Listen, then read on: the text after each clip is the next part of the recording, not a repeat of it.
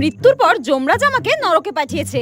আর নরকে আজকে আমার 3 সপ্তাহ হলো। সকালবেলা ঘুম থেকে উঠে রেডি সেডি হয়ে আমি গেলাম ব্রেকফাস্ট করতে। আর এখানে কিন্তু এক এক দিন এক এক রকম ব্রেকফাস্ট দেয়। আর আজ কিন্তু ব্রেকফাস্টে ছিল চাবুকের মার আর পচা রক্ত। যাই হোক, চাবুকের মারটা আমার সহ্য হলেও এই পচা রক্তটা আমার একদম পেটে সহ্য হয়নি। আজকে আমি খুবই খুশি ছিলাম, কারণ আমার বেস্ট ফ্রেন্ড আমাকে ফোন করে বলেছে ও আজকে মারা গেছে আর ও আমারই মতো নরকে আসছে। আর আমিও ওকে বললাম চলে আয় চলে আয়, এখানে খুব মজা হচ্ছে। ও তো জানেই না ওকে আমি মিথ্যে কথা বলেছি। একবার আয় না, চাবুকের বাড়ি খেলে সব মজা বেরিয়ে যাবে। আর যেতে যেতে হঠাৎ আমার রিমঝিমের সঙ্গে দেখা। ওর আজকে শাস্তি শেষ হয়ে যাচ্ছে আর ও আমাকে বলল টাটা, আমি নরক থেকে বিদায় নিচ্ছি। পরের জন্মে আমাকে যমরাজ বলেছে কুকুর বানাবে। আর আমি বললাম কেন, তোকে কুকুর বানাবে কেন, মানুষ বানাবে না?